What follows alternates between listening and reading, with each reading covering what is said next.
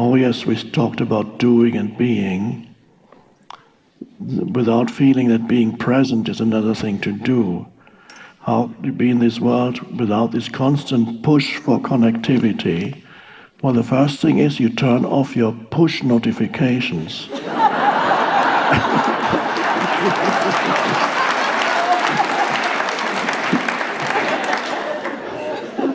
That's already a big step forward.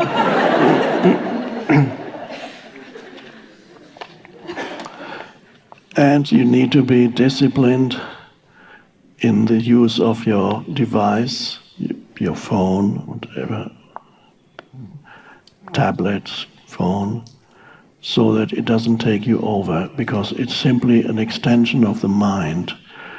And if it wasn't enough before we invented these devices, humans had already been taken over by their minds. Even 2,000 years ago, not as much as now, but even 2,000 years ago, Jesus said, "Why are you always thinking about tomorrow? Why are you always worried about the next thing? Look at the flower, look how it lives, in total alignment with the present moment, and it's being sustained by the one consciousness." That's my translation of the... So already then, humans had been taken over by mind, but even more so since then, mind has proliferated, and then the clever human mind came up with these devices. Said, let's extend ourselves into the realm of things, and then we can create this, which is an extension of the human mind. So when you might have noticed, when you're with yourself, you have the voice in the head, unless you begin to awaken, in which case you're able to experience spaces of alert, still presence. It's beautiful. But otherwise, you have this thing, commenting, talking, arguing.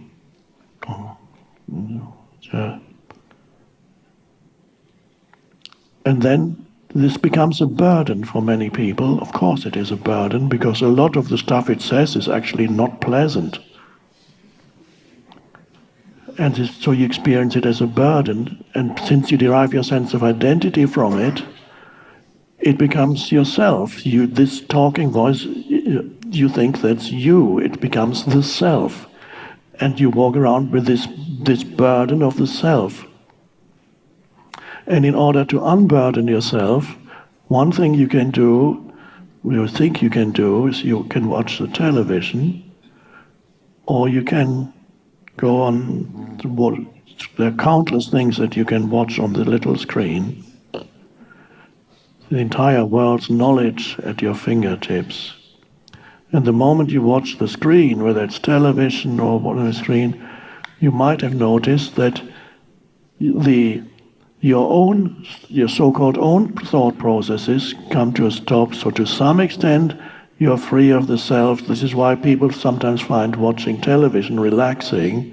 Say, okay, I just need to relax now, let's turn it on.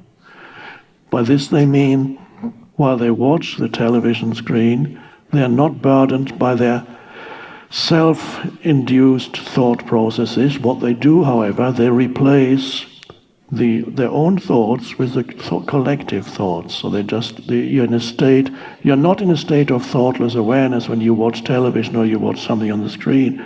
You absorb the thoughts from there into your mind, and you link into.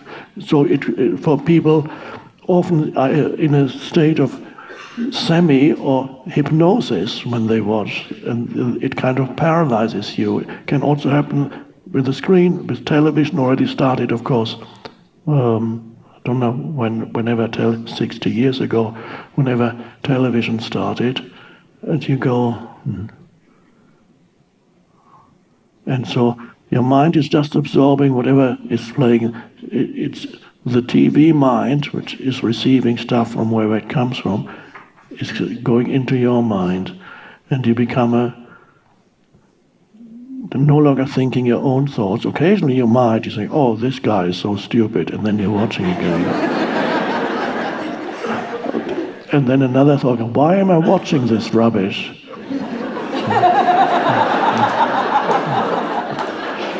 Half an hour later, this is so awful. But you can't turn it off. Here's the remote. Let's just try one more channel. There might be something else there. Oh no, that's stupid. Try one more. This is how an addict behaves, and the device is even more addictive because you carry them with you, and you may have to admit that there is an addiction in you. Not everybody here, but quite a few. It would be almost normal to feel this draw towards it, and you use it even when you don't need to use it. That's the amazing thing. When you're standing at the elevator, waiting, so another person is standing next to you, and he or she is pulling out the phone, and then you pull out yours. You don't know why. Or anywhere you're ordering a tea or coffee somewhere, and you're standing in line, and if you look around, there's almost nobody, and probably nobody, who is not looking at this little thing. This is scary. Zombie-like.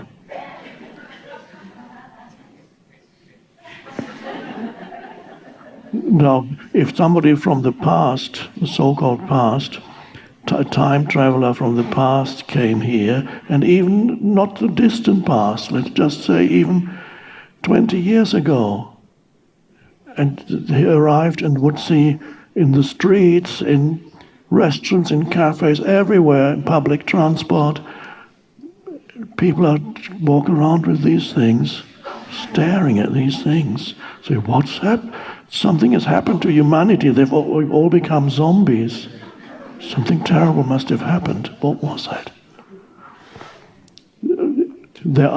These are wonderful devices, the incredible possibilities of having access to all kinds of knowledge, but there's always the downside. There's a huge, huge downside to it.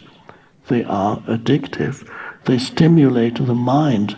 The thing you want to become free from, you want to become free of mind, and this will prevent you from becoming free of mind. So you need to be disciplined enough to not automatically look at it whenever there's a moment and you're waiting for something or whatever it is, and there's no need to check these things. I don't even know what they are, but I just know that Facebook is the biggest thing, and then there's Instagram and Snapchat and countless names, and some people have all of them on their phones, and you need to know the latest thing. Crazy. So, but if you detect the addiction in yourself, then you have to first of all admit that you are addicted. Don't deny it. You know Alcoholics Anonymous? The first thing when you go there, you have to say, I am an alcoholic. Now, some people say, well, that's not a good thing because your identity is not being an alcoholic. Of course not. So it could be misunderstood. But your nature is not being an alcoholic. It is your present condition is that. But to recognize the problem, the difficulty, the challenge is just you stated. Yes, I'm addicted to this phone, and I choose not to be addicted. And then you can be the only one in many places who is not looking, in waiting rooms, waiting in line, whatever it is, waiting on the phone for somebody to talk to you, and in the meantime, but you use this beautiful thing of just being present, and you look around and you step out of thinking, and all the others are still in the hypnotic state.